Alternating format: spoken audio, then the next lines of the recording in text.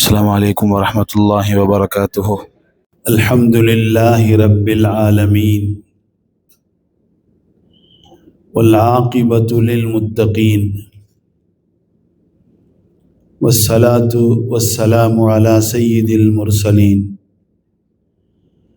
وعلى آله وأصحابه أجمعين الطيبين الطاهرين ومن تبعهم بإحسان إلى يوم الدين. أما بعد فقد قال الله تعالى عز وجل في كلامه القديم والفرقان المجيد: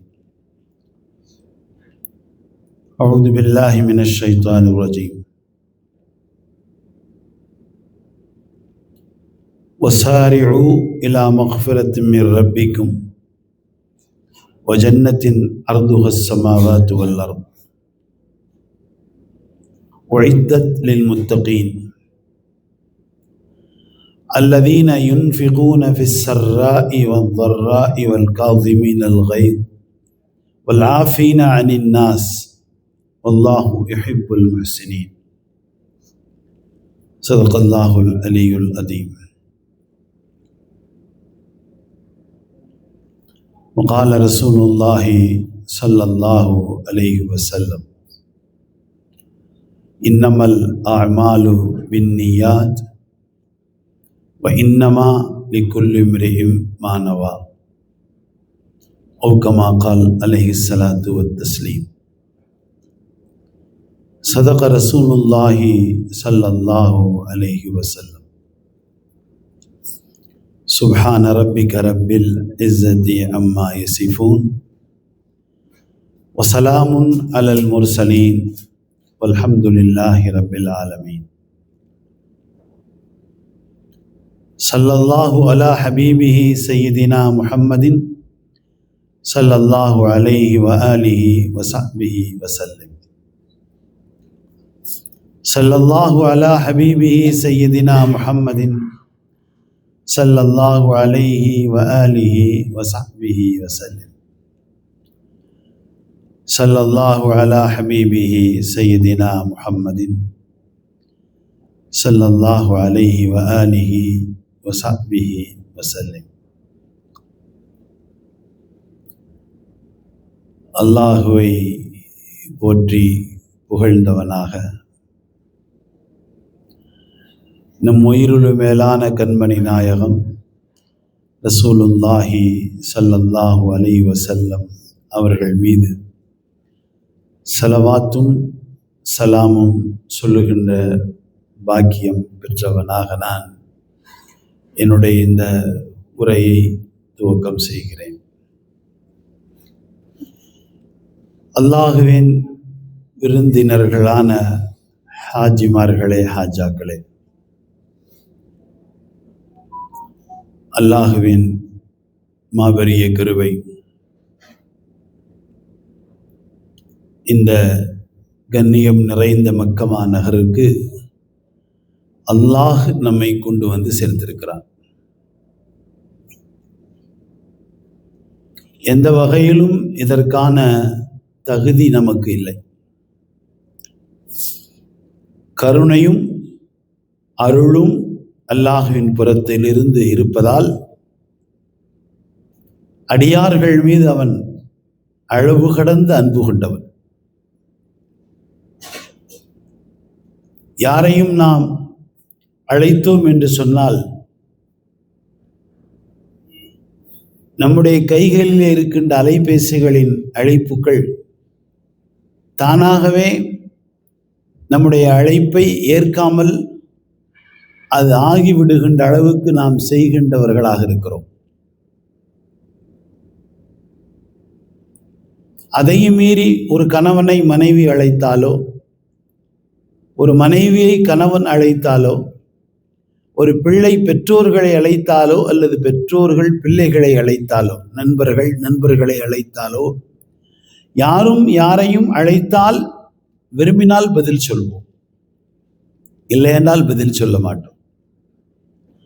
ஆனால் அல்லாஹ் ரப்புல் ஆலமீன் எப்படிப்பட்டவன் என்று சொன்னால், ஒரு தடவை நாம் அழைத்தால் அவன் 3 தடவை பதில் சொல்லுகிறான்.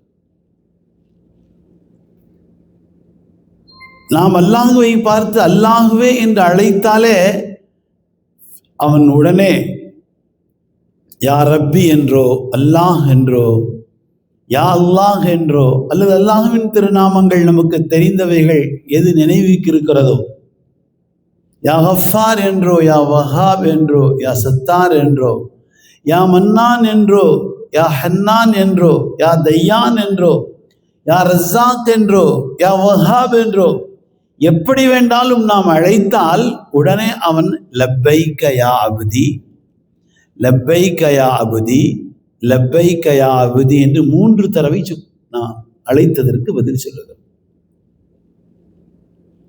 ஒரு தடவை அரபி தெரியாதவர்களும் அரபியை தாய்மொழியாக கொண்டவர்கள், இஸ்லாம் அல்லாதவர்களும் அரபியை தாய்மொழியாக கொண்டவர்கள் நிறைய இருக்கிறார்கள் அல்லவா? அதுவும் குறிப்பாக அரபு மொழியின் ரொம்பவும் அதிகமான மொழி ஆற்றல் பெற்றவர்கள் யூதர்கள். என்று கூட நீங்கள் இஸ்ராயலுக்கு சென்றால் அங்கே உள்ள எல்லா சைன் போர்டுகளும் முதலில் ஹீப்ரு மொழியிலும் 2வது அரபி மொழியிலும் தான் எழுதப்பட்டிருக்கும். ஆங்கில மொழியில் பெரும்பாலும் எழுதியிருக்க மாட்டார்கள்.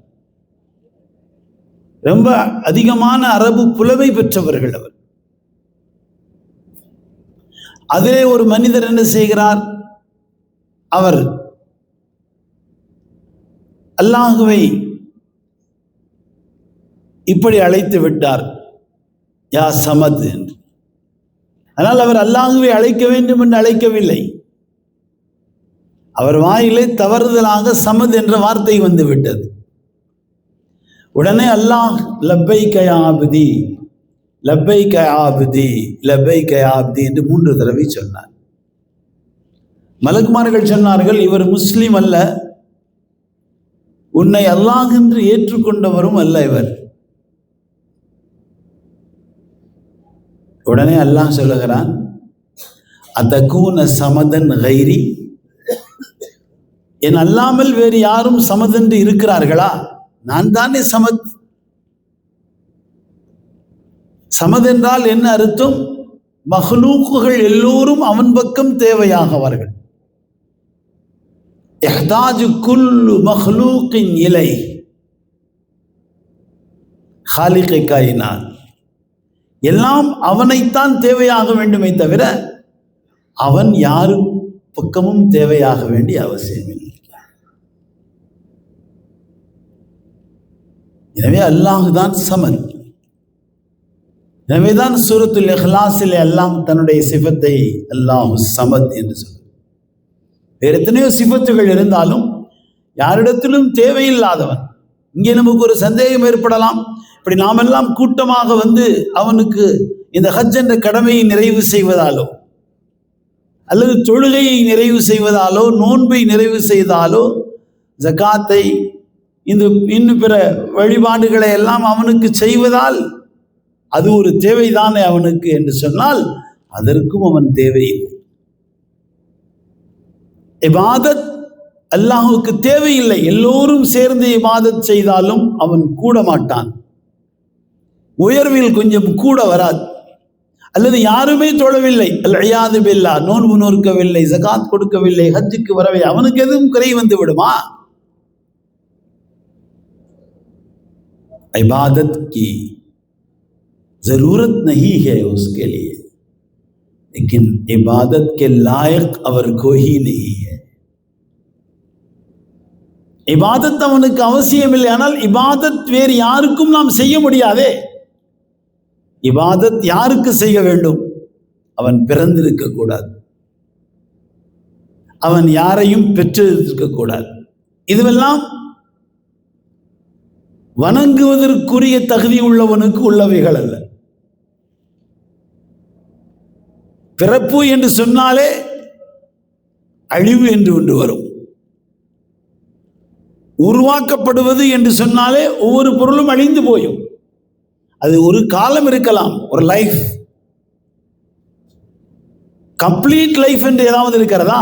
ஒரு பொருளுக்கு சொல்லுவார் லாங் லைஃப். எவ்வளவு லாங் லைஃப்? ரோட்டிலே கடிகாரங்கள் போட்டு வித்து கொண்டிருப்பார்கள். அதை வாங்கியவுடன் கேட்டால் இது எவ்வளவு நேரம் இதற்கு உத்தரவாதம் என்று சொன்னால், உன் கையில் கொடுத்து விட்டேன், ஓடுகின்றது, நீ திரும்பியவுடன் நின்று போனாலும் நான் அதற்கு ரெஸ்பான்சிபிலிட்டி இல்லை என்று விருப்பவர் சொல்லுகிறார். எத்தனையோ கேரண்டிகள் வாரண்டிகள் எல்லாம் கொடுக்கப்பட்ட பொருள்கள் உடனே பழுதாகி விடுகிறது. அப்படியே தூக்கி போய் வேறு பொருள் தருகிறார்கள். ஏன்? உண்டாக்கப்பட்டது என்று சொன்னாலே அது அழிந்து போய்விடும். எனவே அல்லாஹ் அவன் உண்டாக்கப்பட்டவன் அல்ல. ஒரு பொருள் என்றால் அதற்கு ஆரம்பம் இருக்கும். நீங்கள் வைத்திருக்கின்ற ஆண்ட்ராய்டு ஃபோன்கள் எல்லாம் எப்பொழுது அது வந்தது என்பதை நீங்களே பார்த்து விட முடியும். மேனுஃபேக்சரிங் டேட் என்று ஒன்று இருக்கும் அதிலே. ஆனால் அல்லாஹ் யார்? அல்லாஹும்ம அன்தல் அவ்வல், நீ மட்டும்தான் அவ்வல். இந்த அவ்வல்ங்கிற அரபி வார்த்தைக்கு நாம் தமிழிலே ஃபர்ஸ்ட் என்றோ, பிகினிங் என்ற ஆரம்பம் என்றோ, முதல் என்றோ, பெஹ்லே என்றோ எப்படி சொன்னாலும் அதுவெல்லாம் இந்த அவ்வல் என்ற வார்த்தைக்கு என்ன அர்த்தம் கொடுக்க முடியும்? அது கொடுக்க முடியாது. இது அரபி மொழிக்கான தனித்தன்மை. ஒரே வார்த்தைக்கு வேறொன்றோடு இணைகின்ற பொழுது அர்த்தங்கள் மாறும். இலா வந்தால் இன்னொரு அர்த்தம், அலா வந்தால் அது இன்னொரு அர்த்தம், மண் வந்தால் இன்னொரு அர்த்தம், மின் வந்தால் இன்னொரு அர்த்தம், ஃபீ வந்தால் இன்னொரு அர்த்தம், வாவு சேர்ந்து வந்தால் இன்னொரு அர்த்தம், வாவு வராமல் வந்தால் இன்னொரு அர்த்தம். இப்படி இந்த அரபி மொழிக்கு பல சிறப்புகளை எல்லாம் தந்திருக்கிறார். ஒரு மிகப்பெரிய சிறப்புக்குரிய மொழி அது. எனவே ஒரு வார்த்தைக்கு பல அர்த்தங்களை கொண்ட மொழி அரபு மொழி மட்டும்தான். வேறு மொழிகளிலும் இருக்கலாம், ஆனால் இவ்வளவு தனிச்சிறப்புக்குரியவைகளாக அது இருக்க முடியாது உலகத்தில். ஏனென்றால் அல்லாஹ் பேசுகின்ற மொழி, நபி ஸல்லல்லாஹு அலைஹி வஸல்லம் பேசிய மொழி, குர்ஆனை அல்லாஹ் அதில் இறக்கி வைத்தான். வேதங்கள் நிறைய அல்லாஹ் இறக்கி இருக்கிறான். நமக்கு தெரிந்தது குர்ஆன் அல்லாத 3 வேதங்கள், ஜபூர், தௌராத், இன்ஜீல். இது அல்லாமல் நிறைய ஏடுகள், சுஹ்ஃபுகள் எல்லாம் ஹஸ்ரத் இப்ராஹிம், ஹஸ்ரத் ஆதம், இப்படி மற்ற நபிமார்களுக்கெல்லாம் அவ்வப்போது அல்லாஹ் கொடுத்தான். கிதாப்சா, சின்ன சின்ன ரிசாலாக்கள், சின்ன புக்லைட்டுகள் எல்லாம் கொடுத்தான். சில சட்டங்கள் இதில் இருந்தது, அல்லாஹ்வின் சிறப்புகள், வல்லமைகள் இதுவெல்லாம் இருந்தது. ஆனால் இது அல்லாமலும் நிறைய வேதங்களை அவன் இறக்கி இருக்கிறார். அது முழுமையும் நமக்கு தெரியாது. வேறு வேறு மொழிகளில் வந்தது. அதுவெல்லாம் ஒரு காலத்திற்கு மட்டும்தான் அது செல்லுபடியாகும். எல்லா காலத்திற்கும் செல்லுமா? செல்லாது. ஒரு மனிதர் இப்பொழுது ஜபூரை வைத்து ஓதிக்கொண்டிருந்தால் அவருக்கு சவாபு கிடைக்குமா? கிடைக்காது. குர்ஆன் வருவதற்கு முன்பு அதற்கெல்லாம் அனுமதி இருந்தது. எப்பொழுது குர்ஆன் வந்து விட்டதோ, எழுத படிக்க தெரிந்த சிலர்களில் அது உமர் இப்னு கத்தாப் ரலியல்லாஹு அன்ஹு விரல் விட்டு என்ன தான் இந்த அரபுலகத்திலே எழுத படிக்க தெரியும். அதில் உமர் இப்னு கத்தாப் ரலியல்லாஹு அன்ஹு அவர்கள் ஒரு தடவை அவர்கள் குர்ஆன் அல்லாத வேறொரு வேதத்தை, தௌராத்தோ அல்லது இன்ஜீலோ, அந்த மொழிகள் எல்லாம் அவர்களுக்கு தெரியும், ஓதிக்கொண்டிருந்தார்கள். ஸல்லல்லாஹு அலைஹி வஸல்லம் முகம் திருப்பி விட்டார்கள். ஸல்லல்லாஹு அலைஹி வஸல்லத்தின் மீது இந்த சஹாபாக்கள் எப்படி அன்பு கொண்டவர்கள் என்று சொன்னால், அவர்களின் முக மாற்றத்தை கூட இவர்களால் ஏற்றுக்கொள்ள முடியாது. மலர்ச்சியான முகம் அல்லது வேறு விதமான அவர்கள் முக மாற்றம் ஏற்பட்டால் நம்முடைய செயல் சரியில்லை என்ற அர்த்தத்தை விளங்கி உடனே கேட்ட, யா ரசூலல்லாஹ் ஸல்லல்லாஹு அலைஹி வஸல்லம், ரசூலுல்லாஹ் பேரு ஸல்லல்லாஹு அலைஹி சொல்லுங்க, நான் என்ன தவறு செய்தேன்? இந்த குர்ஆன் வந்த பின்பு இதை நீங்கள் ஓதுவது கூடாதே என்று சொன்னார். இன்று கூட சிலர் சில விதமான சிந்தனைகளுக்கெல்லாம் உட்படுத்தப்படுகிறார்கள். நன்றாக நாம் நினைவில் வைத்துக் கொள்ள வேண்டும், குர்ஆன் அல்ஹம்துலில்லாஹ் முழுமையான வேதம். அது முன்காலத்தில் வாழ்ந்தவர்களை பற்றியும் வரக்கூடிய காலத்தில் வர இருக்கின்ற நிகழ்வுகளை பற்றியும் நிகழ்காலத்தை பற்றியும் சொல்லுகின்ற ஒரு அற்புதமான வேதம் அது. எனவே குர்ஆன் அரபியில் அல்லாஹ் இறக்கி கொடுத்தான். எனவே குர்ஆன் இறங்கியதால் அந்த மொழி இன்னும் சிறப்புக்குரியதாகிவிட்டது. சிறப்புக்குரிய மொழியிலே குரானை இறக்கினான் என்று சொல்வதை விட குரான் இறங்குகின்ற அந்த தகுதியை பெற்றதால் அந்த மொழி இன்னும் கூடுதல் உயர்வாகிவிட்டது. பிரம்மாண்டமான தீவான்கள், அதாவது என்ன சொல்றது, கிரந்தங்கள், பல நூறு பக்கங்களை கொண்ட, பல ஆயிரம் பக்கங்களை கொண்ட சட்டங்களை பொதிந்திருக்கின்ற அந்த மொழி. ஒரு மொழியினுடைய சிறப்பை தெரிந்து கொள்ள வேண்டும் என்று சொன்னால் உரைநடையை விட அது கவிநடையிலே மிக சிறப்பானதாக இருக்கும். என்று விட தமிழும் சிறந்த மொழிதான், ஆனால் அரபியை விட அல்ல. அரபிக்கு அடுத்து தமிழ் மொழியை சிறப்பாக சொல்லலாம். இங்கே உருது, பார்சி மற்ற மொழிக்காரர்கள் வேறு விதமாக யோசிக்க கூடாது. ஏனென்றால் ஆரம்பத்தில் எப்பொழுது அரபி மொழியை பேசுகின்றவர்களாக நம்முடைய தகப்பனார் அபுல் பஷர் ஆதம் அலைஹிஸ்ஸலாம் இறங்கினார்களோ அவர்கள் உடனே தமிழை பேசியிருக்கிறார்கள். நான் பல தடவைகள் சொல்லியிருக்கிறேன், அவர்கள் இறங்கிய மண் தமிழ் மண் தான்.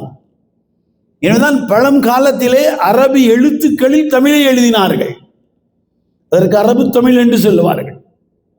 பல மார்க்க சட்டங்கள், திருக்குர்ஆனின் விரிவுரைகள், இதுவெல்லாம் அதில் எழுதப்பட்டிருக்கிறது. எனவேதான் தமிழிலே சொல்வார்கள் அல்லவா, கல் தோன்றி மண் தோன்றா முன் தோன்றிய மொழி. ஒரு பெரிய வெடிப்பு ஏற்பட்டது அல்லவா, அதுதான் கல் தோன்றி. அது வெடித்து சிதறணும், மண் வந்துச்சுல, அந்த மண் தோன்றா, அந்த மண் வரல. அதுக்கு முன்னாலே முன் தோன்றிய மூத்த மொழி தமிழ் மொழி. அதில் நமக்கு சந்தேகம் இல்லை. அதற்காக மற்ற மொழிகளை எல்லாம் குறைத்து பேசுகிறோம் என்று நினைக்க வேண்டாம். பார்சி அதற்கு பின்பு வந்ததுதான். உருது என்பது மிக சமீப காலத்தில் முகலாயர்கள் காலத்தில் வந்தது. முகலாய பேரரசிலே உள்ளவர்களால் அரபி, உருது, பார்சி, சன்ஸ்கிரித் இவைகளையெல்லாம் சேர்த்து உண்டாக்கினார்கள். அந்த உருதுவுக்குள் ஆங்கிலம் எதுவும் இருக்காது. நாம் அதற்கு பின்பு பேச்சு வழக்கில் நிறைய ஆங்கில வார்த்தைகளை எல்லாம் சேர்த்திருக்கலாம். ஆக அருமையானவர்களே, அரபியில் இருப்பதை போன்று சிறந்த அந்த மொழி வளம் என்பது வேறு மொழியில் இல்லை. எந்த அளவுக்கு வளமாக இருந்தது! பல கவிஞர்கள் வாழ்ந்திருக்கிறார்கள்.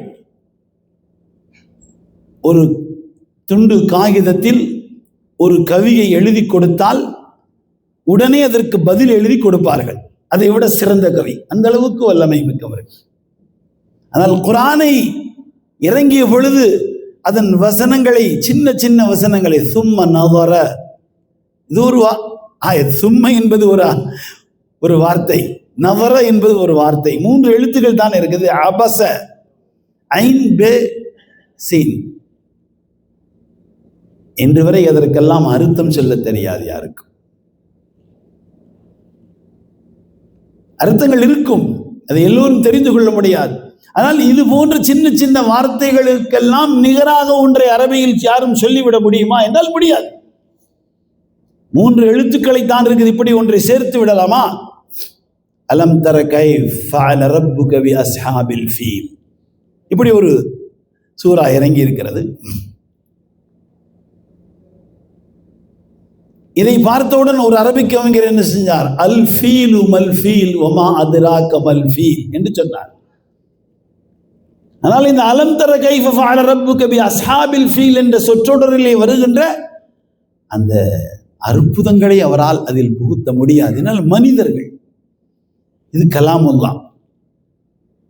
குர்ஆன் கலாமுல்லா, மற்ற வேதங்கள் எல்லாம் கிதாபுல்லா. அல்லாஹ் இறக்கினான், இது அல்லாஹ் மொழிந்தான். எப்படி அல்லாஹ் அழிய மாட்டானோ அவன் தானே அவ்வல், நான் சொன்னேன் அல்லவா, அதே போன்று அவன் தானே ஆகிர், அவ்வல் ஆகிர் எல்லாம் அவன் தான். அதே போன்றுதான் இந்த கலாமும். இது நுசூலு மின் ஹக்கீமின் ஹமீத், இது அல்லாஹ்வின் புறத்திலிருந்து இறங்கியது. தன்சீலு மினர் ரஹ்மானிர் ரஹீம், அல்ஹம்துலில்லாஹி அல்லதி அன்ஸல அலா அப்திஹி. இப்படி பல இடங்களில் அல்லாஹ் தான் இறக்கினான் என்று சொல்லப்படும். எவ்வளவு மொழி வளம் இருந்தது, எத்தனை கவிஞர்கள் தோற்று போனார்கள். இன்னா அஅதைனாக அல் கௌசர் ஃபஸல்லி லிரப்பிக வன்ஹர் இன்ன ஷானியக ஹுவல் அப்தர். மிக பிரமாண்டமான ஒரு கவிஞரிடத்தில் இது சொல்லப்பட்ட பொழுது அவர் திரும்ப சொன்னார், மாஹாதா கலாமுல் பஷர், இது மனிதன் சொல்ல முடியாது. பெரிய கவிஞர். எந்த அளவுக்கு அவர்களுக்கு மொழி புலமை இருந்தது. இம்ரவுல் கைஸ் என்று ஒரு மிகப்பெரிய புலவன் இருந்தார். திவானே முத்தனப்பி என்ற பெரும் கிரந்தங்கள் எல்லாம், இலக்கண சட்டங்கள் எல்லாம் அவன் கவியிலிருந்து எடுக்கின்ற அளவுக்கு பெரும் கவிஞன் அவன். பொறாமை என்பது மனிதன் படைக்கப்பட்டதிலிருந்தே இருக்கிறது. பிறரை சங்கடப்படுத்துவது என்பதும் மனிதனுடைய இயல்புதான். அதில் இந்த அரபகத்தில் வாழ்ந்த மனிதர்களுடைய இயல்பு என்னவென்றால், கொலை செய்வது என்பது அவர்களுக்கு மிகவும் சாதாரணமான ஒன்று. சின்ன விஷயங்களுக்கெல்லாம் கொலை செய்து விடுவார்கள். இதுவெல்லாம் அவர்களுக்கு எப்பொழுதும் செய்கின்ற வழமை இருந்தது. கொலை பாக்கியை வசியத்து செய்து விட்டு போவார்கள். இன்னாரோடு இன்னாருக்கு நமக்கு இவ்வளவு கொலை பாக்கி இருக்கிறது, நீங்கள் அதை தீர்க்க வேண்டும். என்ன காரணம்? நம்முடைய ஒட்டக தொட்டியில் அவர் வீட்டு ஒட்டகம் தண்ணீர் குடித்து விட்டது, இதற்காக கொலை. இம்ரவுல் கைஸனுடைய புலமையின் மீது பொறாமை கொண்டு அவரை கொலை செய்வதற்காக விரோதிகள் முடிவு செய்து அவரை கடத்தி சென்றார்கள். மலை உச்சியில் சென்று அவரை கொல்லப் போகிறார். பொதுவாக இறந்து போகின்ற நேரத்திலே ஏதாவது ஆசை இருந்தால் நிறைவேற்றுவது என்பது இயல்பு, மனித இயல்பு. அவங்க கேட்டாங்க, உனக்கு ஏதாவது இருந்தால் சொல்லு, இப்போ நீ சாக போகிறாய், உன்னை சாகடிக்க போகிறோம், உனக்கு என்ன பிரியம்? அவர் சொன்னார், நான் கவிஞன். கவிஞனுக்கு என்ன ஆசை இருக்க போகிறது? ஒரு முழு கவிதை கூட சொல்லாமல் ஒரு பகுதி கவிதையை சொல்லுகிறேன். அவனுக்கு ஆண் பிள்ளைகள் இல்லை, 2 பெண் பிள்ளைகள் இருக்கிறார்கள். என்னுடைய பெண் பிள்ளைகளிடத்தில் அந்த கவியை கொண்டு போய் ஒப்படைத்து விடுங்கள். இது ஒரு பெரிய பாரதூரமான விஷயம் இல்லையே. சரி என்று சொன்னார். உடனே அவன் கவி சொன்னான். இம்ரவுல் கைஸ் இஸ்லாத்திற்கு முன்பு, குர்ஆன் வருவதற்கு முன்பு அவன் என்ன சொன்னான்? இப்னதா இம்ரவுல் கைஸ், இம்ரவுல் கைஸின் 2 பெண் பிள்ளைகளே, ஃபஇன்ன அபாகுமா, இவ்வளவுதான், உங்க 2 பேருடைய தந்தை. அவன் திருப்பி திருப்பி படிச்சு பார்க்குறாங்க, இதில் என்ன இருக்கு? ஒன்றும் இல்லை. அங்கிருந்து உருட்டி அவனை சாகடித்து விட்டார்கள். நேரடியாக வீட்டுக்கு வந்தார்கள், கதவை தட்டினார்கள். அங்கே 2 பெண் பிள்ளைகளும் வெளியே வந்தாங்க. அவங்க அப்பாவை சந்திச்சோம், உங்களுக்கு இந்த கவியை கொடுத்தார் என்று சொன்னார். விருந்து கொடுப்பது என்பது அரபு மக்களுடைய இயல்பு. அவங்க உள்ள உட்கார வச்சு அந்த நேரத்தில் என்ன கொடுக்கணுமோ அவங்களுக்கு உபசாரங்கள் எல்லாம் செய்தார்கள். அவங்க தைரியமாக இருக்கிறாங்க, ஒன்றும் நடக்காது, என்ன நடக்க போகுது, இந்த கவியில் என்ன இருக்குது. கவியை வாங்கிட்டு ஒரு பிள்ளை அவங்களுக்கு எல்லாம் கொடுக்குறாங்க, இன்னொரு பிள்ளை அந்த கவியின் மறுபகுதியை படிக்கிறார். எழுதி கொடுக்கலங்க, வீட்டில் எழுதி வச்சுட்டு போகல. இந்த கவியின் இந்த பகுதி இப்படித்தான் இருக்க முடியும். அதில் என்ன எழுதி இருந்துச்சு? இம்ரவுல் கைஸ் இன் அபாகுமா, இம்ரவுல் கைஸின் 2 பெண் பிள்ளைகளே. அவங்க அதுக்கு அடுத்தது படிக்கிறாங்க, அது குத்திலா, கொல்லப்பட்டு விட்டார். காத்திலானி லதைக்குமா,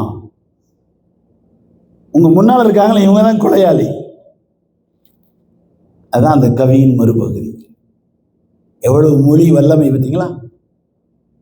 ஒரு அம்மா கொண்டு வந்து கொடுத்தாங்களே சாப்பிட்றதுக்கு, இன்னொரு அம்மா ஒரு பெரிய, அந்த நேரத்தில் அவர்களை கொலை செய்வதற்கு என்ன கிடைத்ததோ அதை எடுத்து தலையில் அடித்து கொலை செய்து விட்டார். ஏன்னா இவங்க 2 பேரும் தான் கொண்டுட்டு வல் அஸ்ர் சொல்ல முடியாது.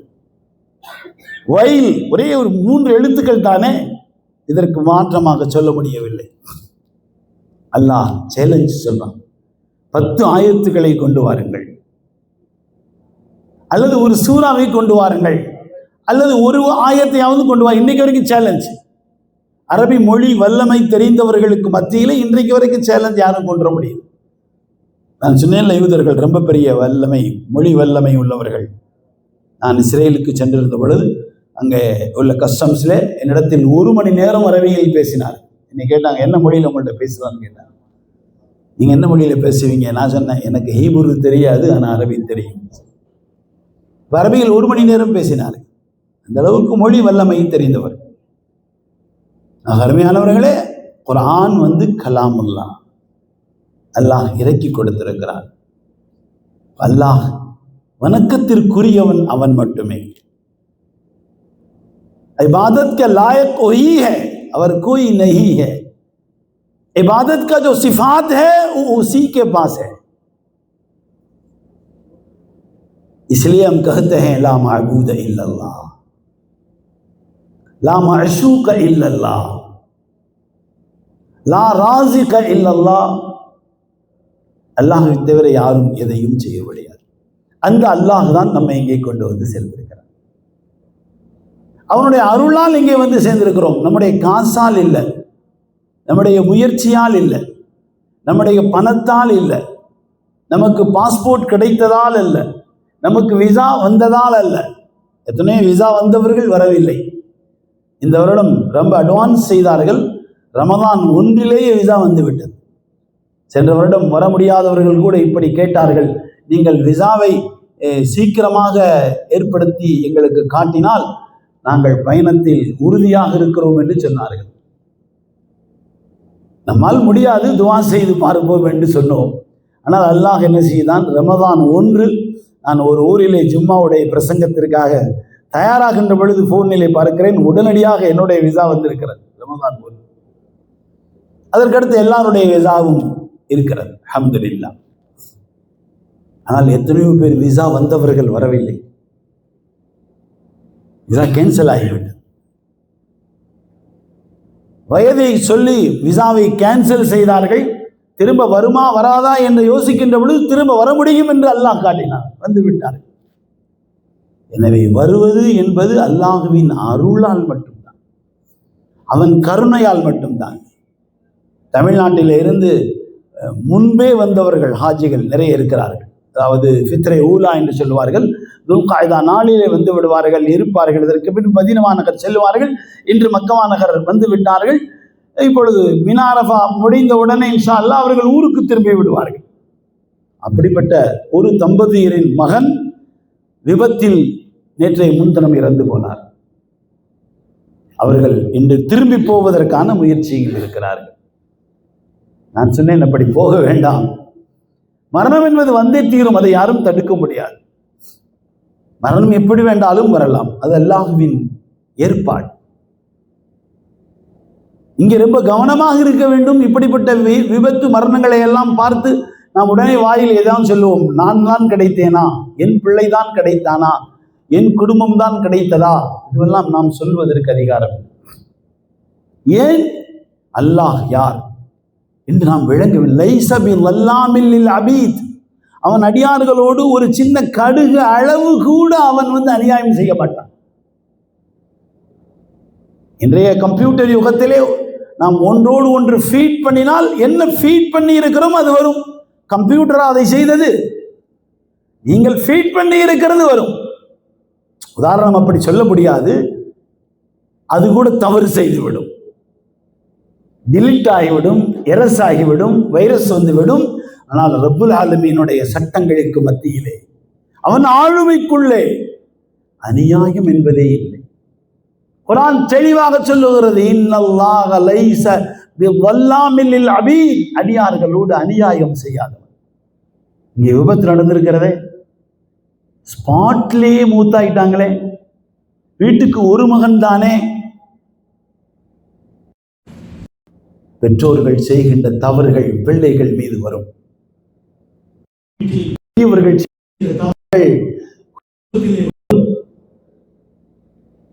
நீங்க யோசிச்சுப்பீங்க, அல்லாஹ் குர்ஆன்ல சொல்றானே, லா யுகல்லிஃபுல்லாஹு நஃப்ஸன் இல்லா உஸ்அஹா வலா தஸிரு வாஸிரத்துன் விஸ்ர உக்ரா. ஒருவருடைய சுமை இன்னொருவர் தூக்க முடியாது என்றெல்லாம் அல்லாஹ் சொல்லுகிறானே. யாரோ தவறு செய்து ஏன் இப்படி வருகிறது என்று சொன்னால் அதெல்லாம் நியாயம்தான். அவன் எல்லோருக்கும் சொல்லி இருக்கிறான், சரியாக நீங்கள் இருங்கள். காருக்குள் இருக்கின்ற எல்லோரும் தானே விபத்திலே செத்து போவார்கள், ஓட்டுகின்றவன் மட்டும்தானே தவறு செய்தான். அல்ல எதிரே வருகின்றவன் தான் தவறு செய்கிறான். காருக்குள் இருக்கின்ற எல்லோரும் அடைந்து போவார். எனவே ஒரு செயின் லிங்க்.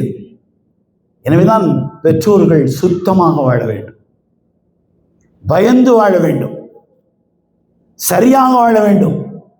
ஒரு உதாரணம் சொல்லுகிறேன். சகோதரிகள் எல்லாம் இருக்கிறார்கள், இருந்தாலும் சொல்லித்தான் ஆக வேண்டும். ஒரு வயது முதிர்ந்தவர், தஹஜ்ஜுத் தொழுகை கூட விடாதவர், நல்ல மனிதர். வாழ்க்கையெல்லாம் தஹஜ்ஜுத், இஷ்ராக், துஹா, அவ்வாபின் போன்ற நஃபிலான தொழுகைகளை தொழுது பல ஹஜ் உம்ராக்கள் செய்து ஹலாலான வியாபாரத்துக்கு சொந்தக்காரர், நல்ல மனிதர், தவறில்லை அவரிடத்திலே. நகை வியாபாரியம். வீட்டுக்குள் வருகிறார். வயது முதிர்ந்த அவருடைய மனைவி தேம்பி தேம்பி அழுது கொண்டிருக்கிறார். இவருக்கு ஒன்றுமே புரியவில்லை. கியூ ரோத்தி ஹை, ஏன் அழுகிறாய், என்ன நடந்தது என்று பதறி போய் கேட்கிறார். அந்த அம்மா சொல்லுகிறார்கள், बचपन से जिसको मैं पाला आज वो जवान हो गया है, घर में काम करने वाला लड़का मेरे हाथ को चूम दिया, मेरे हाथ पर बोसा दे दिया, मेरे हाथ को अभी तक आपके अलावा कोई हाथ नहीं लगाए, मैं बहुत ही पासदार औरत हूं, मैं अफीफा हूं, इफ्फत के साथ अपनी जिंदगी गुजार रही हूं, लेकिन मेरी ये हालत है. வீட்டில் வேலை செய்து கொண்டிருந்த சின்ன பையன் என் கைகளை பிடித்து முத்தம் கொடுத்து விட்டான் என்று அவன் வளர்ந்து வாலிபனாகிவிட்டான். இப்படி ஒரு நிலை வந்தது, என்னால் தாங்க முடியவில்லை என்று தேம்பி தேம்பி அழுதான். அவர் சொன்னார், गलती उस लड़के पर नहीं है, गलती इस बूढ़े पर है. குற்றம் அந்த பையன் மீது இல்லை, குற்றம் என் மீது, இந்த கிழவனின் மீது என்று சொன்னார். நகைக்கடைக்காரர் தானே. இன்று ஒரு சின்ன வயது பெண் வந்தால், வளையல் கேட்டால், அவள் கைகளில் அந்த வளையல் நுழையவில்லை. நான் கையை அழுத்தி அந்த வளையலை போடுகின்ற பொழுது என் உள்ளத்தில் தவறான சிந்தனை வந்தது, அதனுடைய பிரதிபலிப்பு வீட்டிலே நடந்து விட்டது என்று சொன்னார். இப்பொழுது அல்லாஹ் அநியாயக்காரனா? அல்லாஹ் அநியாயக்காரர்கள். நாம் எதை செய்கிறோமோ அது உடனே வரும். நாம் குற்றவாளிகளாக ஆகக்கூடாது. ஆனால் அல்லாஹ் மன்னிப்பதற்கு தயாராக இருக்கிறான். அதற்குத்தான் இங்கே அழைத்திருக்கிறான். அவன் சொல்லுகிறான், வசாரிஉ, ரொம்ப வேகமா வாங்க. எங்க வாங்க? இல்லா மக்ஃபிரத்தின் மின் ரப்பிக்கும், அல்லாஹ்வின் மன்னிப்பின் பக்கம் வாங்க. மன்னித்து அவன் கொடுத்து விட்டால் என்ன தர போறான்? வஜன்னத்தின் அர்துக சமாவாத் வல்லர், இந்த 7 வானம் 7 பூமி அளவுள்ள சொர்க்கம் உங்களுக்கு தரப்போகிறார். இந்த சொர்க்கம் யாருக்கு தயாரிக்கப்பட்டது? உஇத்தத் லில் முத்தகீன், இது தக்வாக்காரங்களுக்காக தயாரிச்சிருக்கிறார். யார் அந்த தக்வா உள்ளவர்கள்? அல்லதீன யுன்ஃபிகூன ஃபிஸ்ஸர்ராஇ வல்லர்ரா, யுன்ஃபிகூன ஃபிஸ்ஸர்ரா வல்லர்ரா. அவர்கள் என்ன செய்வார்கள் என்று சொன்னால், அவர்கள் செலவு செய்வார்கள். எப்பொழுது செலவு செய்வார்கள்? சர்ரா வர்ரா, கஷ்டமாக இருந்தாலும் செய்வார்கள், காசு இருந்தாலும் செய்வார்கள், இல்லாவிருந்தாலும் செய்வார்கள். இதுதான் சர்ரா வர்ரா. நிறைய விளக்கங்கள் சொல்வதற்கெல்லாம் நேரம். வல் காமிலீன் அல் கைல், கோபத்தை விழுங்கி விடுவார்கள். கோபம் வரும், இயல்புதான். அந்த கோபத்தை விழுங்கி. வல் ஆஃபீன அனின் நாஸ், மக்களை மன்னிப்பார்கள். சொர்க்கம் வேண்டும் என்று சொன்னால், நாம் மன்னிப்பின் பக்கம் விரைய வேண்டும் என்று சொன்னால், இந்த தன்மையெல்லாம் நம்மள்கிட்ட வரும். வல் காதிமீன் அல் கைல், கோபம் வரும், அந்த கோபத்தை விழுங்கி விட வேண்டும். கணவனுக்கு கோபம் வந்தால் அவர் விழுங்க வேண்டும். மனைவிக்கு கோபம் வந்தால் அவர்கள் விழுங்க வேண்டும். பெற்றோர்களுக்கு கோபம் வந்தால் பிள்ளைகளுக்கு முன்னால் அவர்கள் அந்த கோபத்தை விழுங்கி விட வேண்டும். கோபம் அல்லாஹ்வுக்கு பிடிக்காதவன், கோபம் ஷைத்தானுக்கு பிடிப்பது. கோபம் வந்தால் என்ன செய்யணும் சொல்லிக் கொடுத்தாங்க சௌதால. நின்று கொண்டிருக்கின்ற பொழுது கோபம் வந்தால் அமர்ந்து விடுங்கள். அமர்ந்து கொண்டிருக்கின்ற பொழுது கோபம் வந்தால் படுத்து விடுங்கள்.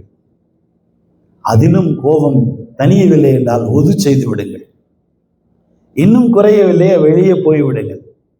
ஸ்டேஜ் மாற சொல்றாங்க, இடத்துக்கு போயிடும். எங்கும் கோபத்தை நிறைவு செய்வதற்கான அனுமதி மட்டும். அருமையானவர்களே, அல்லாஹ் நம்மை இங்கே அழைத்து வந்திருப்பது நமக்கு மன்னிப்பு கொடுப்பதற்காக. ஒருவர் இங்கே வந்தும் நான் மன்னிக்கப்பட்டிருப்பேனா என்று நினைத்தால் அது குற்றம். அது இங்கே மன்னிப்பதற்குத்தான் அழைத்திருக்கிறான். அவன் நம்மை மன்னித்து கண்டிப்பாக அன்று பிறந்த பாலகர்களை போன்று அனுப்புவதற்குத்தான் இங்கே அழைத்திருக்கிறான். எனவே நாம் நம்முடைய நேரங்களை இங்கே வீணாக்காமல் பழக வேண்டும். இது ஒரு பிராக்டிக்கலுக்கு எல்லாம் கொடுத்துருக்காங்க. ஹஜ் தியரி படித்துட்டோம், இப்போ ஹஜ் பிராக்டிக்கலாக இங்கே நடக்கும். நிறைய ஷைத்தான் கோபம் உண்டாக்குவான். கோபத்திலிருந்து நம்மை தவிர்க்க வேண்டும். நாம் மன்னிக்கப்படாமல் இருப்பதற்கு என்னவெல்லாம் இங்கே மன்னிப்பதற்கு எல்லாம் என்ன சொன்னான்? நீங்கள் மன்னிப்பின் பக்கம் விரைந்து வாருங்கள், சொர்க்கம் தருவேன். அந்த சொர்க்கம் யாருக்கு தயாரிக்கப்பட்டிருக்கிறது? இவர்களுக்கு. இன்ஃபிகூன ஃபிஸ் ஸர்ராஇ வல்-ضர்ராஇ. செலவுகளை அவர்கள் அதிகமாக செய்வார்கள். சிரமம் இருந்தாலும் செய்வார்கள், சிரமம் இல்லாமல் இருந்தாலும் செய்வார்கள். இருந்தா கொடுக்கறதுங்கிறது இஸ்லாம் இல்லை, இல்லாமலே கொடுக்கறது தான் இஸ்லாம். தமிழ்ல சொல்லுவாங்க, தனக்கு பின் தானம். அப்படி இல்லை, தானத்திற்கு பின்புதான் தனக்கு. இதுதான் இஸ்லாமிய சித்தாந்தம். அதற்காண்டி நம்ம கொடுத்துட்டு பிறகு வாங்குற மாதிரி ஆகிறோம், அப்படி இல்லை. நாம் கொடுத்தால் உடனே திரும்ப கிடைக்கும். கொடுத்து பாருங்கள் கிடைக்கிறதா இல்லையா என்று. இன்று பயணத்தில் நான் விமானத்தில் வருகின்ற பொழுது என்னோடு வர வேண்டியவர்கள் சென்னையிலிருந்து எனக்கு பின் உள்ள விமானத்திலே வருகிறார்கள். நான் மட்டும்தான் தனியாக அந்த விமானத்தில், அதற்கு முன் விமானத்திலே டெல்லி வந்து சேர வேண்டும். எல்லோரும் திரும்ப டெல்லியிலிருந்து ஒன்றாகி விடுவார்கள். அந்த கடைசி நேரத்தில் என்னிடத்தில் சொன்னார்கள், உங்களோடு இன்னொருவரும் வருகிறார்கள். மீண்டும் வந்து சொன்னார்கள், அவர்கள் ஒரு பெண்மணி வருகிறார்கள். நான் உள்ளே போவதற்கான அந்த கடைசி நேரத்தில் ஒரு அம்மையார் வந்தார்கள். அவர்களும் வீல் சேரில் தான் வந்திருக்கிறார்கள், நானும் வீல் சேரில். அவர்கள் யார் என்று எனக்கு தெரியாது, என்னை யார் என்று அவர்களுக்கு தெரியாது. நம்முடைய இந்த மொத்த குழுமம் திருப்பதி அக்பர் ஹஜ் டிராவல்ஸ் என்ற நம்முடைய நண்பரோடு சேர்ந்துதான் நம்முடைய அல்பதர், நம்முடைய நண்பருடைய கோக்கன், அல் சஃபா, இன்னும் பல எல்லோரும் சேர்ந்திருக்கிறார்கள். 540 பேர் நம்ம இருக்கிறோம். நம்முடைய சிஹெச்ஓவில் 2000 பேர் இன்ஷா அல்லாஹ் இருக்கிறோம். மினாவிலே அரஃபாவில் இந்த 2000 பேர் இன்ஷா அல்லாஹ் ஒன்றாக இருப்போம். பல ஊர்கள், பல பகுதியை சேர்ந்து இந்தியாவை சேர்ந்தவர்கள் தான் அல்ஹம்துலில்லாஹ். இப்பொழுது கூட நம்முடைய இன்று வர வேண்டிய மண்டியாவிலிருந்து வந்திருக்கின்ற 6 பேர் வந்தார்கள். 2 பேர் ஆஸ்திரேலியாவிலிருந்து வந்திருக்கிறார்கள். இன்னும் 2 பேர் யூகேயிலிருந்து வந்திருக்கிறார்கள். இன்னும் 2 பேர் மண்டியாவில், அவங்க ஒவ்வொரு ஃபேமிலி அவர்கள். இது வரைக்கும் நம்மளை யாருன்னு அவங்களுக்கு தெரியாது, அவங்களுக்கும் நம்மளுக்கு தெரியாது. இப்போதான் உள்ள போகிறாங்க. அருமையானவர்களே, சென்ற வருடத்தில் இப்படி பேசி கொண்டிருக்கின்ற பொழுது நாங்கள் 10 பேர் தான் இருந்தோம். அந்த 10 பேருக்கான பேசுகின்ற பொழுது ஒரு டாக்டர் வந்து தினமும் அமர்வார்கள், ஒரு ஃபீமேல் டாக்டர். ஆனால் அவங்க டாக்டர்னு எங்களுக்கு கடைசியில் தான் தெரியும். அவர்களுக்கு தமிழ் தெரியாது, கொஞ்சம் பேசுவார்கள். சொந்த ஊர் அவர்களுக்கு ஹாசன். அவர்கள் இந்த 6 பேரை எங்களுக்கு ரெஃபர் பண்ணி அனுப்பியிருக்கிறார் இந்த பயானில் உட்கார்ந்ததுனால. இப்போ அந்த அம்மா வந்துட்டாங்க, நானும் வந்துட்டு உள்ள வீல் சேரில் போயிட்டோம். எங்களை 2 பேர்கிட்ட சின்ன லக்கேஜ் தான், போய் போட்டுட்டோம். விமானத்தில் உட்காந்துட்டோம். ஒன்றாகவே போர்டிங் பாஸ் எல்லாம் கொடுத்ததுனால எனக்கும் அவங்களுக்கு பக்கத்து இருக்கை தான். என்னுடைய தாயாராக வைத்துக்கொள்ளலாம், இந்த மூத்த சகோதரியாக இருக்கலாம். அவங்க மகனும் மருமகளும் இங்கே வந்திருக்கிறார்கள். எனக்கு தண்ணீர் பாட்டில் கூட இல்லை. ஏன்னா எல்லாமே எனக்கு கொடுக்குறேன்னு சொன்னவங்களால உடனடியாக கொடுக்க முடியவில்லை. அங்கே உள்ள மற்றவர்களுக்கு அடுத்த விமானத்திற்கான தயாரிப்பிலே எல்லாம் இருந்து விட்டார்கள். அவர்கள் கொடுத்து விட்டு எனக்கு வந்து சேரும்படி நினைத்தார்கள். ஆனால் அது வர முடியவில்லை. விமானம் நாங்கள் உள்ளே ஏறி பயணப்பட்டு விட்டோம். தண்ணீர் கூட இல்லை. அந்த அம்மையார் தன்னுடைய தண்ணீரை எனக்கு கொடுக்குறாரு, நீ குடிங்க, எவ்வளோ கொஞ்சம் குடிச்சா இல்லை நிறைய குடிங்கன்னு சொல்கிறாங்க. அவங்க வீட்டிலேருந்து, அவங்க பேத்தி வீட்டிலேருந்து தான் வந்திருந்தாங்க. அவங்க எல்லாம் ஆப்பிள் தோலெல்லாம் நீக்கி அழகாக கட் பண்ணி ஒரு டப்பாவில் கொடுத்துட்டாங்க. எனக்குரிய நான் தான் அதில் 75% சாப்பிட்ருக்கேன். அவங்க விட மாட்டேன், நீங்கள் சாப்பிடுங்க. நான் சொன்னேன், நம்ம விமானத்தில் ஏதாவது விற்றா கூட வாங்கிக்கலாம். இல்லை வேண்டாம். இதுதான் அல்லாஹ்வுடைய ஏற்பாடு. நாம் பலருக்கும் கொடுத்ததால் யாரும் இல்லாத இடத்தில் விமானத்தில் எல்லாம் கொடுக்கிறார். நான் அதிகமாக ஒரு நாளைக்கு 400 கிலோமீட்டர் காரிலே பயணம் இருக்கும் சுமார்.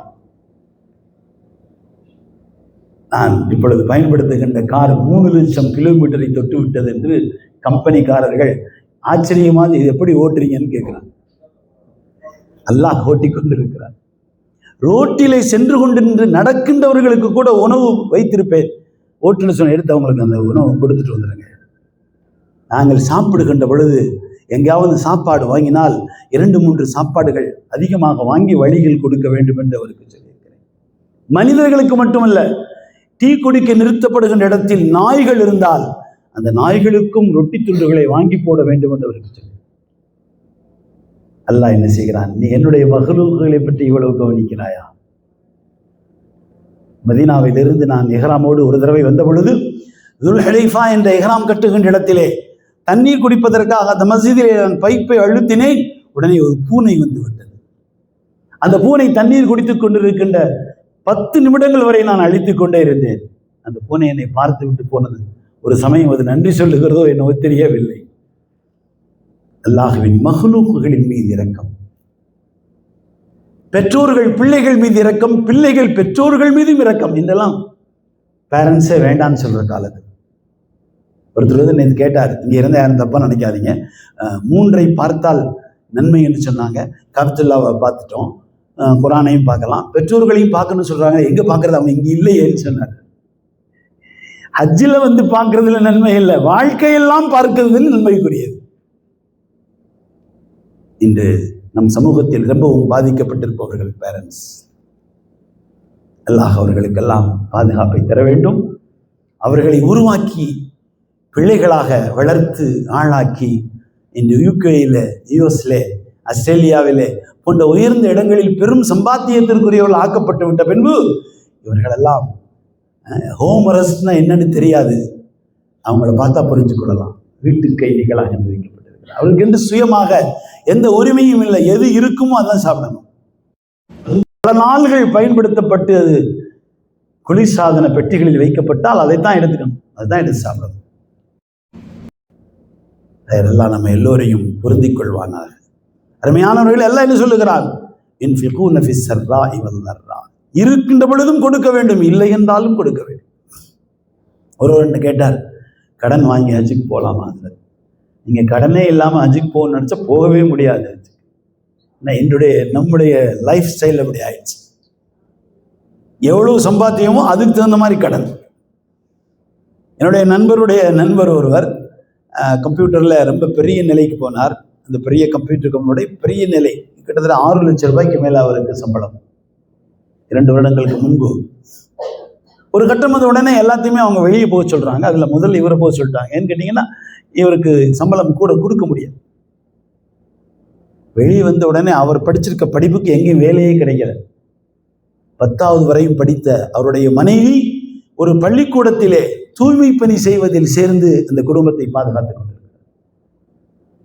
பிரம்மாண்டமான வீடு, பேங்க்கிலிருந்து அவர்களாக வந்து லோன் கொடுத்து கட்டப்பட்ட வீடு.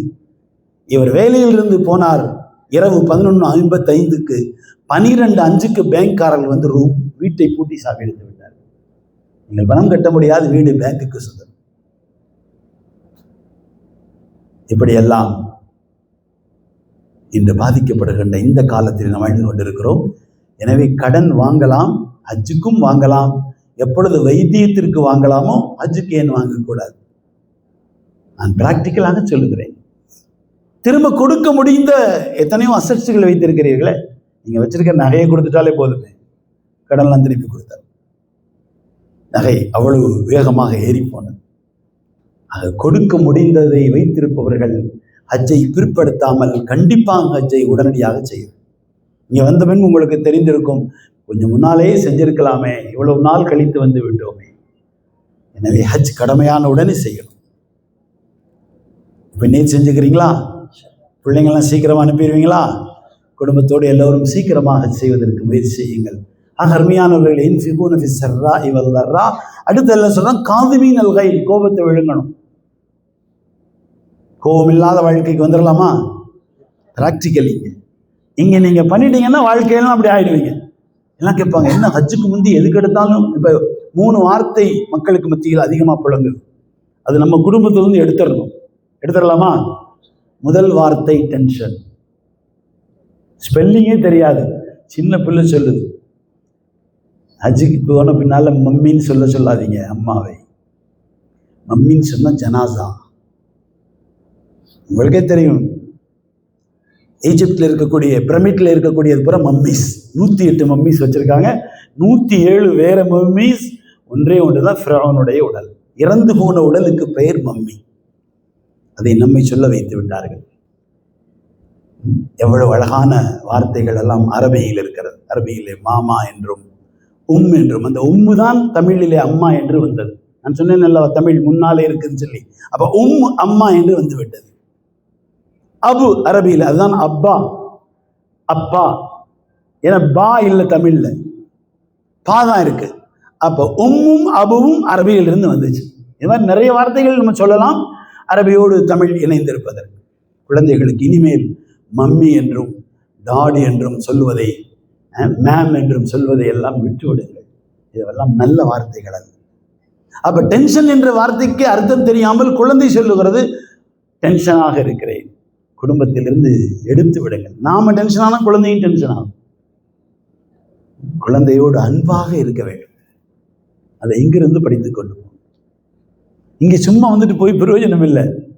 ஏன்னா அல்லாஹ்வுடைய கிருபையில் இங்கிருந்து எடுத்துக்கொண்டு போக வேண்டியது எடுத்துக்கொண்டு போங்கள், விட வேண்டியது இங்கே விட்டு விடுங்கள். இன்னொரு வார்த்தை இருக்கிறது, ட்ரஸ்.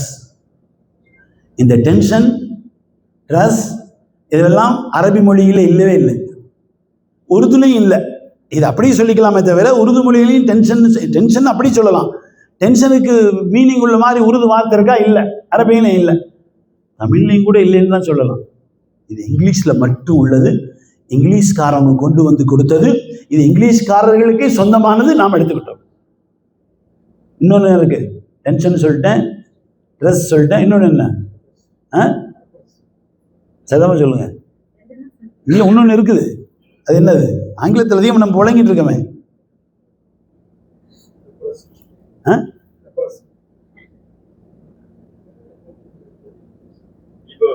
அதெல்லாம் ஈக்குவல் அல்ல. இந்த வார்த்தையிலே 3: ட்ரெஸ், டென்ஷன்.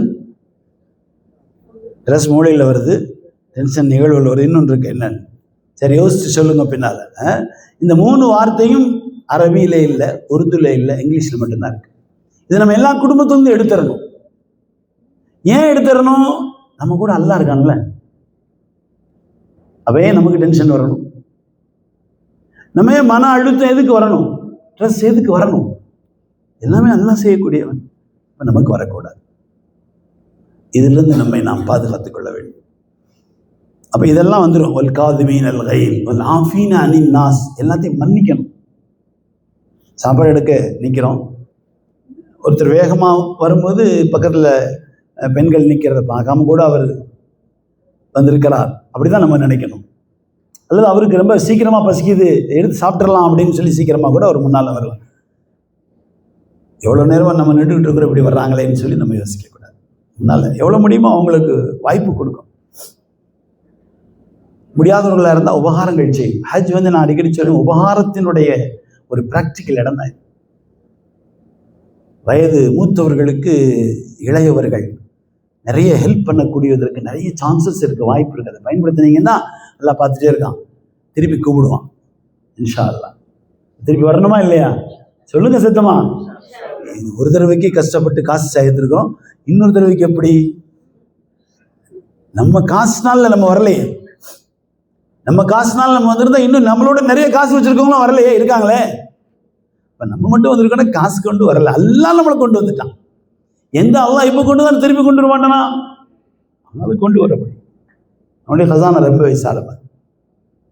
இந்த பள்ளியில் தொழுக வர்றவங்களுக்கு தெரியும், அவங்க சில நாடுகள், ஆப்பிரிக்க நாடுகள்லேருந்து வந்திருக்கிறாங்க, நிறைய பேர் சோமாலியிலேருந்து வந்திருக்கிறாங்க, இன்னும் மலவாய் இப்படி நாடெல்லாம் இருக்குது சொல்கிறாங்க. அதிகமான பேர், சில பகுதி பிரெஞ்சு ஆதிக்கத்திலிருந்தும் சில இங்கிலீஷ் ஆதிக்கத்திலிருந்து வந்தவங்க. ரொம்ப சாதாரணமான மக்கள். அவங்களுடைய ஆடைகள் கூட ரொம்ப விலை கம்மியானதை அவர்கள் போட்டிருக்கிறாங்க. ஹஜ்ஜில் வந்து கூட அவங்க எவ்வளோ சாதாரணமாக போட்டிருந்தாங்கன்னா அப்போ அவங்க ஊரில் எப்படி போட்டிருந்திருப்பாங்க. அல்லாஹ் வர வைத்தால் எல்லோரும் வரலாம். ரொம்ப பெரிய பிரம்மாண்டமான, என்னுடைய நண்பர் ஒரு சொன்னால் அவங்க தாப்பனாருக்கு பேரோடு சேர்த்து ஏரோப்ளைன்னு சேர்த்து சொல்லணுமா. ஏன்னா அவர் ஏரோப்ளைன்லேயே போயிட்டே இருக்கிறவர். ஆனால் அவர் மௌத் வரைக்கும் ஹஜ் செய்யக்கூடிய பாக்கியம் கிடையாது.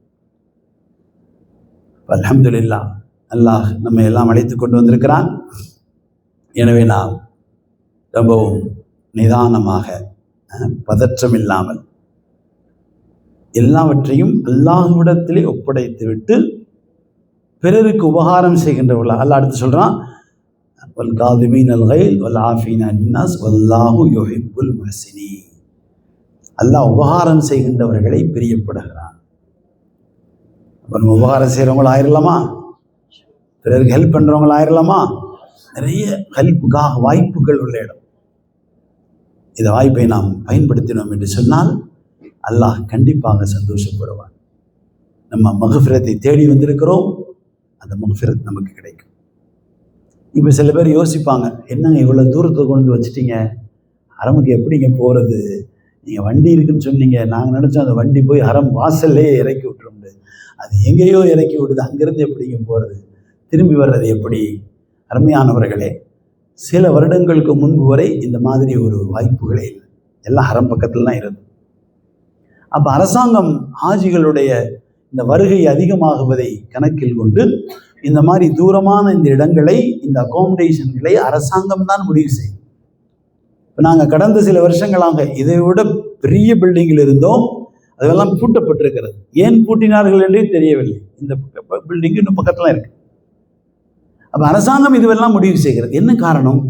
வரக்கூடியவர்கள் அங்கே வந்து தவாஃப் செய்கின்ற பொழுது ஒரு கூட்ட நெரிசலையில் இருந்து அவர்களை பாதுகாக்க வேண்டும். அதுக்கு தான் சில வருஷங்களாக மத்தாஃபுக்குள்ள எஹ்ராம் எல்லாம் வரக்கூடாதுன்னு சொல்லிட்டாங்க. நம்ம ரொம்ப கெட்டிக்காரத்தனமா போய் எஹ்ராமோட எல்லாம் போறோம். அது சரியா தப்பான்னு நீங்க முடிவு செஞ்சு கொள்ளணும். ஷரியத் படிக்கூடாது. ஏன் கூடாது? இந்த நாட்டு அரசாங்கம் ஏன் அப்படி செய்திருக்கிறது? புதிதாக கடமையாக வருகின்றவர்களுக்கு கஷ்டம் கொடுக்க கூடாது. என்னங்க இவ்வளவு பெரிய இடத்துல நம்ம 4 பேர் போயிட்டா கஷ்டமா? எல்லாரும் 4 பேர்னு போனா கஷ்டம் வந்துடும் இல்லை? ரெண்டாவது என்ன ஆகும்னு கேட்டீங்கன்னா, உடனடியாக கூட்டம் கூடினால் இருமல் வரும்.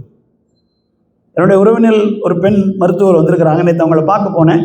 அவங்க சொல்றாங்க, நைட்டு 1 மணி வரைக்கும் என்னால் பேனாவை கீழே வைக்க முடியல, அவ்வளோ பேருக்கு மருந்து எழுதி கொடுத்துட்டு கூட்டமாக நின்றுட்டு இருக்காங்க. எல்லாருக்கும் இருமல், எல்லாருக்கும் காய்ச்சல். இது ஏன் வருகிறது? இந்த கூட்டத்தில் போய் வந்ததால் வருகிறது. நாம் கடமையான ஹஜ்ஜுக்காக வந்தோம், இப்பொழுது உம்ராவோடு எஹ்ராமிலே வந்தோம், எஹ்ராமிலிருந்து ஹலால் ஆகிவிட்டோம். எனவே இங்கிருந்து வாகனத்தில் ஏறுவது, திரும்ப அங்கே இறங்குவது, திரும்ப உள்ளே போவது, திரும்ப வருவது, இது ஒரு தடவை சாத்தியம். தொடர்ந்து செய்தால் அல்லாஹ் எல்லோரையும் பாதுகாப்பானாக. காய்ச்சல் வரும்.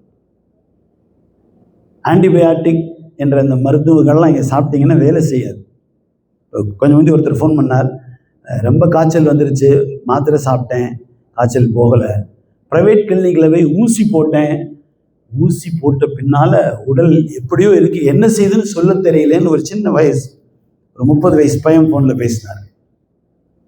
இங்கே ஊசியே போடக்கூடாது, பெரும்பாலும் இங்கே இன்ஜெக்ஷன் போட மாட்டாங்க, மருந்து மட்டும் தான் கொடுப்பாங்க. அப்போ ஏதோ போட்டிருக்காங்க, எல்லாம் ஒரு காஃபி சேர்த்து கொடுக்கட்டும். ரொம்ப கடுமையான வெயில், 47 டிகிரி. குழந்தைகள்லாம் 18 வயசை ஏன் கூட்டினாங்க? இந்த வெயிலை குழந்தைகள் தாங்குவாங்களா அப்படின்னு தான் அரசாங்கம் யோசிச்சாங்க. அதனால வெயிலில் போகாமல் பாதுகாக்க வேண்டும். செய்யலாம் இன்ஷா அல்லாஹ். அதனால இங்கே இருக்கிற நீங்கள் எல்லோரும், அரசாங்கம் உங்களை இங்கே தங்க வைத்திருக்கிறது. எனவே அங்கே போய் வர வேண்டும் என்ற சிந்தனையை விட்டுவிட்டு இங்கே உள்ள மஸ்ஜிதில் பெண்களுக்கும் தொழுகின்ற இடம் இருக்கிறது. ஜமாத்தோடு சென்று தொழுது வரலாம். தனி வழி, உள்ளே ஒது செய்கின்ற இடம் எல்லாம் இருக்கிறது. ஆண்கள் பகுதி தனியாக இருக்கிறது. எனவே இங்கே தொழச் செல்லுங்கள். குர்ஆன் ஓத தெரிந்தவர்கள், நான் ஒரு பதிவு கூட போட்டேன், மினாவுக்கு செல்வதற்கு முன்பு முயற்சி செய்யுங்கள் ஒரு குர்ஆன் படிப்பதற்கு. நான் உங்கள்கிட்ட சொல்லிட்டு நான் சும்மா இருக்கக்கூடாது. நான் நேற்று இருந்து 5 ஜூஸ் குடிச்சிட்டேன். இன்ஷா அல்லாஹ் மினாவுக்கு போகிறதுக்குள் 2 குரான் முடிக்கலாம் என்று இருக்கிறேன். நீங்கள் 1 குரானாவது முடியுங்கள். முடியவில்லை என்றால் கட்டாயம் இல்லை, எவ்வளவு முடியுமோ. நேரத்தை வீணாக செலவு செய்து விடாது. மொபைலில் நீங்கள் பார்க்க வேண்டிய எந்த செய்தியை பார்ப்பதால் உங்களுக்கு ஏதாவது லாபமா? நீங்க இந்த செய்தியெல்லாம் பார்த்ததுனால யூடியூப்காரங்களுக்கு வேணா லாபமாகலாம், உங்களுக்கு எந்த லாபமும் இல்லை. அதெல்லாம் பார்க்குற கொஞ்ச நாளைக்கு பார்க்காதீங்க, விட்டுருங்க. ஹஜ் முடிகின்ற வரை என்னுடைய ஆண்ட்ராய்டு மொபைலில் நான் யூடியூப் பார்க்க மாட்டேன், எந்த செய்தியும் கேட்க மாட்டேன், உலக செய்திகள் எதுவும் எனக்கு தேவையில்லை, அதெல்லாம் விட்டுருங்க. குரான் ஓதுங்க. சரி, குரான் நாங்கள் ஓதலையே, என்ன செய்யறது? இங்கே வந்து உடனே ஆரம்பிக்க முடியுமா? அதே உங்களுடைய ஆண்ட்ராய்டு ஃபோன்லேயே அப்ளிகேஷன் இருக்கு, தலீமுல் குரான், அதை போடுங்க, அது ஓதி கொடுக்கும், அதை பயன்படுத்துங்கள். அதுவெல்லாம் எங்களுக்கு தெரியல, உங்களுக்கு என்ன தெரியுமோ அது ஓதுங்க. சூரத்துல் ஃபாத்திஹாவை திரும்ப திரும்ப ஓதுங்க. உங்களுக்கு யாசீன் ஃபஜ்ருக்கு பின்னால் யாசீன் ஓதுனா எவ்வளவு லாபம் தெரியுங்களா? 25 குரான் முடித்த சவாப் கிடைக்கும். ஒரு यासीन ओदिटा 25 कुरान, एक बार यासीन शरीफ पढ़ने से 25 खत्मुल कुरान की सवाब मिलेगा. அல்லாஹ்வுடைய கரம் எவ்வளவு பெருசு பாருங்க. அதில் என்ன முடியுமோ, எதுவுமே தெரியலையா, அஸ்தக்ஃபிருல்லாஹ்னு சொல்லுங்க. கடந்த காலத்தை நினைத்து அழுங்கள், அல்லாஹ்விடத்திலே பேசுங்கள். எத்தனை பேர் உங்களிடத்தை துஆவுக்கு சொல்லிவிட்டார்கள், அவர்களுக்காக எல்லாம் துஆ செய்யுங்கள். பெயர்கள் நினைவுக்கு வரவில்லை, உடல்நலம் இல்லாதவர்கள், திருமணமாக முடியாதவர்கள், குழந்தை பேச்சிற்காக காத்திருப்பவர்கள், கடன் பிரச்சனைகளால் பிரச்சனைக்கு நீங்க கேட்கறதெல்லாம் உடனே உடனே கொடுக்கறதுக்கு தயாரா இருக்கிறாங்க. பாருங்க, பேக் எல்லாம் காணா போச்சுன்னு சொன்னாங்க, உடனே வந்துருச்சா இல்லையா? நல்லா கொண்டு வந்து கொடுத்துட்டாங்க. இவ்வளவு பேர் வருவதில் இப்படி தேடிக்கொண்டு வந்து கொடுப்பது என்பது சாமானியமான விஷயம். நம்ம ஊரா இருந்து இதெல்லாம் ஒரு 10 நாள் ஆனா கூட வராது. ரெஸ்பான்சிபிலிட்டியே நம்ம ஊரில் இருக்காது, யாரை கேட்கறதுன்னே தெரியாது. அவங்க வந்து எவ்வளோ அழகா, எவ்வளோ கண்ணியமா. நான் மக்ரிப் பின்னால் அவாபின் தொழுதுகிட்டு இருந்தேன், தொழுகையை விட்டுட்டேன். நான் தொடர்ந்து ஃபோன் அடிக்கிறாங்க. அவசியம் என்னுடைய ஃபோனிலே எங்கு பேசினாலும் யாரும் அவசியம் இல்லாத தொடர்பே இல்லை. தொழுகையை விட்டு விட்டு தான் நான் பின்பு தான் தொழுதேன். அது சொல்லார், பேக் வந்துருச்சு, நீ எங்கே இருக்கிற? உடனே நான் வர்றேன், எனக்கு உடைய அட்ரஸ் சொல்லுங்க. வந்துட்டார், கொண்டு வந்து கொடுத்துட்டு போயிட்டார். இன்னொருத்தருடைய பேக் கிடைக்குமா என்று யோசித்து எங்கேயோ போய் எடுத்துகிட்டு வந்துட்டாங்க. அது மாதிரி எல்லாம் வந்துடும். இன்னொருத்தருக்கு மட்டும் வரணும், இன்ஷா அல்லாஹ் வரும். ஒரு காலம் அப்படி வராமல் போனாலும் பிரச்சனை இல்லை, வேற எல்லாம் வாங்கிக்கலாம். ஏன்னா கிடைக்காது, எல்லாமே கிடைக்குங்க. என்ன வேணும், எல்லா ட்ரெஸ்ஸும் வாங்கிடலாம், ஒன்றும் பிரச்சனை கிடையாது. அருமையானவர்களே, அல்லாஹ் நம்மோடு இருக்கிறான், நமக்கு எல்லா விதமான உபகாரங்களும் செய்வதற்கு அவன் தயாராக இருக்கிறான். எனவே நம்முடைய நேரம் காலங்களை வீணாக்கி விடாது. இந்த பிறை 3 முடிந்து விட்டது, மக்ரிப் 4 வரப்போகுது. இன்னைக்கு என்ன கிழமை? புதன். நாளை ஒரு நாள் தான் வியாழன் இருக்குது, அப்புறம் வெள்ளி. இப்போ ஜும்மா எல்லாம் யோசிப்பாங்க, ஜும்மா ஹரம் ஷரீஃப் தொழுதா ஒரு ஜும்மாவுக்கு 1 லட்சம் ஜூப்பான். இங்கே தொழுதால் அந்த சவாப் தான். கடுமையான வெயிலில் நீங்கள் அங்கே போய் வந்து உங்கள் உடல்நிலையில் எதுவும் மாற்றம் ஏற்பட்டால் ரொம்ப பெரிய நஷ்டம் வந்துடும். நல்லா பாதுகாப்பான, குறிப்பாக 47 டிகிரியை தாண்டி இருக்கு வெயில். நம்ம ஊரில் கொஞ்சம் வெயில் வந்தாலே எல்லாருக்கும் வேர்க்கும், இங்கே அப்படி இல்லை, வேர்க்காது. எவ்வளோ போய் வெயிலில் போயிட்டு வாங்க, அப்படி தான் என்ன செய்யும்னா உள்ளே போய் இந்த வெயில் டிஸ்டர்ப் செய்யும். நல்லா எல்லாரையும் பாதுகாக்க வேண்டும். பெரிய சிரமங்களை இந்த வெயில் ஏற்படுத்தும். எனவே அரசாங்கம் ரொம்ப பயத்தோடு, நாங்கள் முன்னால் பார்த்த மக்கா இல்லை, இப்பொழுது எங்குமே கூட்டமே இல்லை. ரமதானிலே வந்திருந்தேன், 1 கோடி பேர் வந்தார்கள். இப்பொழுது ஹஜ்ஜிலே எல்லாம் வந்து சேர்ந்தாலே 20 லட்சம் பேருக்கு தான் பெர்மிஷன். துல்ஹஜ் பிறை 8 வரைக்கும் பை ரோடு வந்து கொண்டு இருப்பார்கள். சவுதிக்குள்ளே இருந்து வர்றவங்கலாம் 7 பிறைக்கு தான் தாயிஃப்கே வர்றாங்க. அல்ஹம்துலில்லாஹ், அல்லாஹ்வுடைய மிகப்பெரிய கிருபைகள் எல்லாம் நம்ம கொண்டு வந்து சேர்த்துருக்கிறான். டென்ஷன் ஆகாம, நேரங்களை வீணாக்காமல் குர்ஆன் ஷரீஃப் ஓதிருங்க.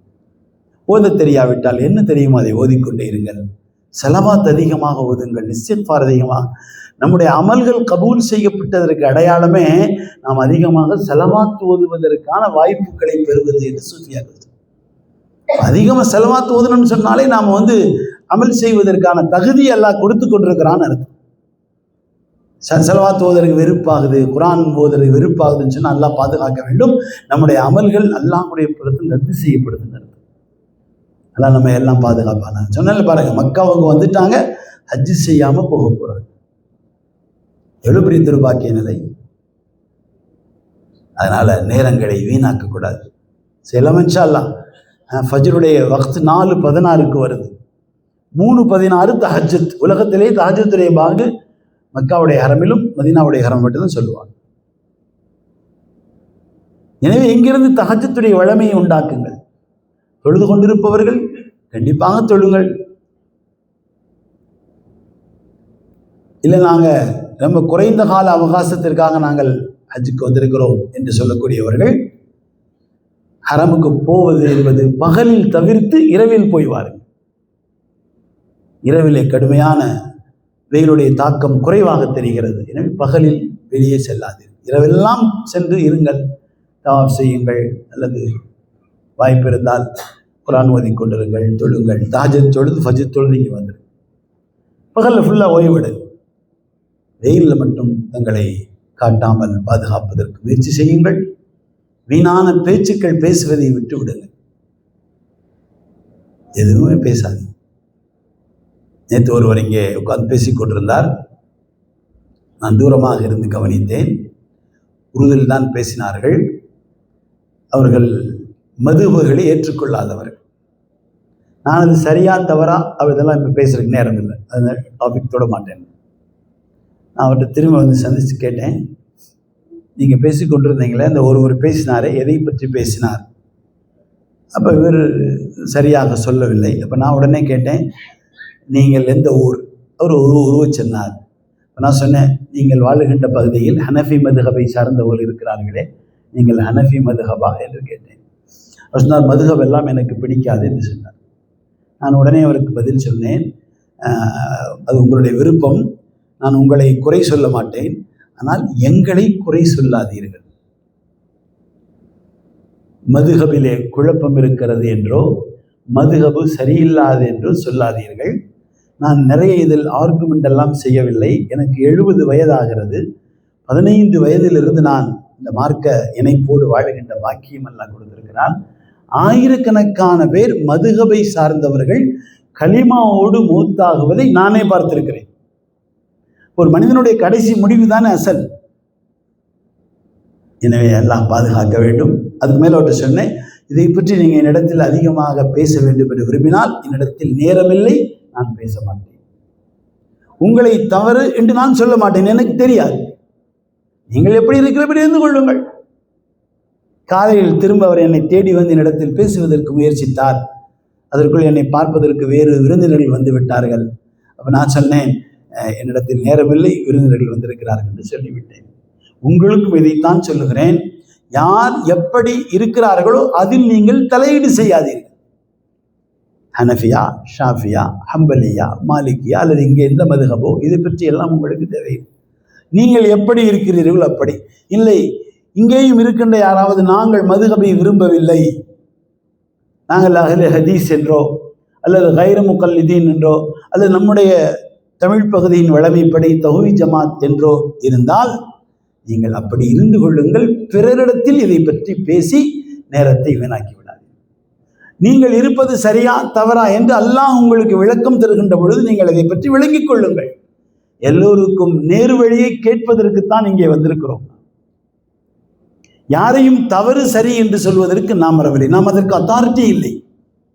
முடிவுகளை அல்லாஹ் அவன் கையில் வைத்திருக்கிறான். ஆனால் ஒரே ஒரு விஷயம் மட்டும் நான் சொல்றேன், யாரையும் தவறாக பேசவோ தவறாக நினைப்பதோ கூட கூடாது. நான் அடிக்கடி சொல்லுவேன், நிறைய தவாப் செய்கின்றவர்கள் குறைந்தவர்களை பார்த்து நீங்க எல்லாம் எதுக்கு ஹஜ்ஜுக்கு வந்தீங்க அப்படி சொல்லிடக்கூடாது. குர்ஆன் ஓத தெரிந்தவர்கள் நீங்க எல்லாம் குர்ஆனே ஓத தெரியாம ஹஜ்ஜுக்கு வந்துட்டீங்களா அதெல்லாம் கேட்கக்கூடாது. அல்ஹம்துலில்லாஹ், எவ்வளவு முடியுமோ எவ்வளவு தெரியுமோ எவ்வளவு ஓதுகிறார்களோ அல்லாஹ் பார்த்து. நமக்கு இதை கொடுத்ததற்கு நன்றி சொல்லுங்கள், அவர்களுக்கு கிடைப்பதற்கு துஆ செய்யுங்கள். இதுவெல்லாம் அல்லாஹ்வுடைய ஹஸனாவிலிருந்து இன்ஷா அல்லாஹ் கிடைக்கும். ஆக நான் மிக அன்போடு கேட்டுக்கொள்கிறேன், குறுகிய காலத்திற்கு வந்தவர்கள் பகலில் செல்லாமல் இரவிலே ஹரமுக்கு செல்வதற்கு முயற்சியுங்கள். நீண்ட கால ஹஜ் பேக்கேஜில் வந்திருப்பவர்கள் இன்ஷா அல்லாஹ் நாம் மதீனாவுக்கு போவதற்கு முன்பு ஹஜ் முடிந்த பின்பு 11 இரவுகள் ஹில்டனில் இருப்போம், அல்லது 800 மீட்டர் தூரத்திலே நடந்து போக முடிந்த தூரத்தில் நாம் ஹரம் பக்கத்தில் இருப்போம். அந்த நேரங்களை வீணாக்காமல் நீங்கள் ஹரமிலே கழித்தாலே உங்களுக்கு போதுமானது. இங்கிருந்து பஸ்ல ஏறி இறங்கி கார்ல ஏறி சிரமப்படுவதை தவிர்த்து விடுங்கள். நேரங்களை மிச்சப்படுத்துங்கள், வீணாக்காதீர்கள். துணி துவைப்பதற்கான மேலே மெஷின் இருக்கிறது, அதையும் பயன்படுத்துங்கள். சின்ன துணிகளை அதில் கொண்டு துவைத்துக் கொள்ளுங்கள். பெரிய துணிகளுக்கான நேற்றிலிருந்து லாண்டரி சர்வீஸ் ஒரு நாள் விட்டு ஒரு நாள், நேற்றைய முன்தினம் கொடுத்தவர்களுக்கு இன்று வந்து விட்டது, இன்று கொடுத்தவர்களுக்கு நாளை மறுதினம் வரும் இன்ஷா அல்லாஹ். ஏறக்குறைய நாம் மினா போவதற்கு முன்பு இன்னும் ஒரு தடவை மட்டும் துவைப்பதற்கான வாய்ப்புகள் இருக்கும் லாண்டரி மூலமாக. அதற்கு பின்பு திரும்ப இங்கே வந்தவுடன் இன்ஷா அல்லாஹ் இருக்கும். உணவு விஷயங்கள் எல்லாம் இங்கே இருக்கிறது. இதில் சிலருக்கு சில விஷயங்கள் பிடிக்காமல் கூட இருக்கலாம். ஆனால் இதை விட வேறு ஒன்றும் செய்ய முடியாது. குறிப்பாக நம்மோடு இங்கே சமைப்பதற்கு கொண்டு வந்த சாமான்கள், அதிகமான சாமான்களை விமான நிலையத்திலிருந்து இங்கே கொண்டு வர முடியவில்லை. எல்லாருடைய நாட்டம் ரிஸ்க் யாருக்கு இருக்கிறதோ அங்கே அது போய் சேரும். எனவே இதில் என்ன கிடைக்கிறதோ என்ன இருக்கிறதோ அதை உண்டு கொண்டு உங்களுக்கு யாருக்கு உடல்நிலைக்கு எது ஒத்து வருமோ அதை சாப்பிட்டு அல்லாஹ்விடத்தில் எந்த சிரமமும் இல்லாமல் ஹஜ் முடிந்தும் ஹஜ்ஜுக்கு பின்பும் வாழ்க்கையெல்லாம் சிஹத்தையும் ஆஃபியத்தையும் கேளுங்க. துவாவை கஞ்சத்தனமாக கேட்டுறாம நிறைய கேளுங்க. ரப்புடைய ஹசானா விசாலமானது, அல்லாஹ் போதுமானவன். நம்முடைய வருகையை அல்லாஹ் கபூல் செய்வானாக. ரப்பனா லக்கல் ஹம்து கமா யம்பகி பிஜலாலி வஜ்ஹிக் அதீம் சுல்தானிக். ரப்பனா லக்கல் ஹம்து குல்லஹு வலக்கஷ் ஷுக்ரு குல்லஹு வலக்கல் மன்னு குல்லஹு வலக்கல் ஃபض்லு குல்லஹு வஇலைக்கல் முஷ்தகா வஅன்தல் முஸ்தஆன். ولا حول ولا قوة إلا بالله العلي العظيم. اللهم صل على محمد وعلى آل محمد كما صليت على إبراهيم وعلى آل إبراهيم إنك حميد مجيد. اللهم بارك على محمد وعلى آل محمد كما باركت على إبراهيم وعلى آل إبراهيم إنك حميد مجيد. جزا الله عنا محمدا صلى الله عليه وسلم وما هو أهله. ربنا اغفر لنا ولوالدينا رب ارحمهما كما ربياني صغيرا. اللهم اجعل حجنا حجا مبرورا وسعينا سعيا مشكورا وذنبنا ذنبا مغفورا وتجارة لن تبور. اللهم ارزقنا حج بيتك الحرم. اللهم ارزقنا عمرة بيتك الحرم. اللهم ارزقنا زيارة نبيك المحترم صلى الله عليه وسلم مرات بعد مرات كرات بعد كرات بمنك وفضلك وكرمك يا إله العالمين.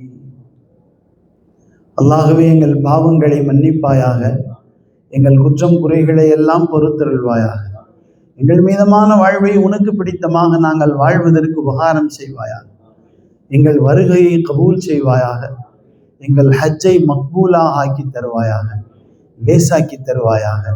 எங்கள் உம்ராக்களை கபூல் செய்வாயாக. எங்களுக்கு மங்கா புகழ்மிக்க மதீனா செல்லுகின்ற நிர்பாக்கியத்தை கொடுப்பாயாக. சையதுல் கௌனைன் சர்தாரே தோ ஜஹான் முஹம்மது ரசூலுல்லாஹி ஸல்லல்லாஹு அலைஹி வஸல்லத்தின் திரு சன்னிதானத்திற்கு அடக்கமாக, அமைதியாக, ஒழுக்கமாக சென்று அஸ்ஸலாத்து வஸ்ஸலாம் அலைக்க யா ரசூலல்லாஹ் என்று சலாம் சொல்லுகின்ற பாக்கியம் கிடைத்து பதில் கிடைத்த நர்பாக்கியசாலிகளின் கூட்டத்தில் எங்களை ஆக்கி தருவாயாக. நாங்கள் இங்கே ஒன்றாக சேர்ந்திருக்கிறோம். எங்களில் ஒவ்வொருவரின் தனித்தனி நிலைமைகள் உனக்கு தெரியும் அல்லாஹ். முடியாதவர்கள், இயலாதவர்கள், நோயுற்றவர்கள், பலகீனமானவர்கள், ஆண்கள், பெண்கள், பெரியவர்கள், சிறியவர்களாக ஒரு கூட்டம் அல்ல. நீங்கள் ஒவ்வொருவரையும் தனித்தனியாக கண்காணித்துக் கொள்ளுகின்ற ஆற்றல் மிக்கவனே, எங்குமே சிரமம் இல்லாமல் எங்களை சுகமாக ஆஃபியத்தோடும் சிஹத்தோடும் இந்த ஹஜ்ஜுடைய கடமைகளை நிறைவு செய்கின்ற நற்பாக்கியம் தந்து சிறப்பாக்கி தருவாயாக. நாங்கள் கேட்கின்ற எல்லா துஆக்களையும் கபூல் செய்வாயா. சிலர் சொன்னார்கள், சிலர் சொல்லவில்லை. எல்லாவற்றையும் நீ அறிந்திருக்கிறாய், கபூல் செய்வாயா. படிப்புகள் முடித்து அடுத்த படிப்புகளுக்கு செல்ல வேண்டும் என்று ஆலோசனை கேட்கிறார்கள். கல்லூரிகள் எங்கே செல்ல வேண்டும் என்றும், பள்ளிக்கூடங்கள் எங்கே என்றும் கேட்கிறார்கள். யாரெல்லாம் எங்கே சென்றால் பத்திரமாக பாதுகாப்பாக உயர் கல்வியும் ஒழுக்கமும் கிடைக்குமோ அந்த இடங்களை அவர்களுக்கு நீயே காட்டி கொடுப்பாயா. நீயே பொறுப்பேற்றுக் கொள்வாயாக. வர முடியவில்லையே, அடுத்து வர வேண்டும் என்று ஆசைப்படுகின்றார்களே, அவர்களை எல்லாம் அழைத்து விடுவாயாக. சிலர் உம்ராவை திறந்தவுடனே வர வேண்டும் என்று சொல்லிக் கொண்டிருக்கிறார்களே, அவர்களுக்கும் வழிகாட்டுவாயாக. ரப்புல் ஆலமீனே, நாங்கள் கேட்பதை கூட அல்லாஹ், கேட்க நினைத்ததை, கேட்க மறந்ததை, கேட்க தெரிந்ததை, கேட்க தெரியாததை, கேட்க வேண்டியதை, எங்கள் நாயகம் ஸல்லல்லாஹு அலைஹி வஸல்லம் கேட்டதை, கேட்க சொன்னதை எங்களுக்கும் முழு உம்மத்துக்கும் கூட அல்லாஹ் நீதியும் நேர்மையும் உள்ள அரசாங்கங்களை ஏற்படுத்தி கூட அல்லாஹ் எல்லா நிலைகளிலும் எங்களுக்கு உறுதுணையாக இரு அல்லாஹ். எங்கள் மீது உபகாரம் செய்ய அல்லாஹ், எங்கள் மீது கிருபை காட்ட அல்லாஹ், எங்களோடு அன்பாக நடந்து கொள்ள அல்லாஹ், எங்கள் துஆக்களை கபூல் செய்ய அல்லாஹ். யா சய்யிதஸ் சாதாதி ஜிதுக காசிதா அர்ஜூ ஹிமாக ஃபலா துகையிப் மக்ஸதி இன்னி இதா மஸ்ஸனி ضيم يروعني أقول يا سيد السادات يا سندي يا سيدي يا رسول الله خذ بيدي ما لي سواك ولا ألوي إلى أحد فأنت نور الهدى في كل كائنة وأنت سر الندى يا خير معتمد يا ربي بالمصطفى بلغ مقاصدنا واسمح لنا ما مضى يا واسع الكرم وصل يا ربي على النبي سيدنا نبينا مولانا محمد وعلى آله وأصحابه وأزواجه أهل بيته وذريته أجمعين سبحان ربك رب العزة عما يصفون وسلام على المرسلين والحمد لله رب العالمين صلى الله على محمد صلى الله عليه وسلم صلى الله على محمد صلى الله عليه وسلم صلى الله على محمد يا ربي صل عليه وسلم. السلام عليكم.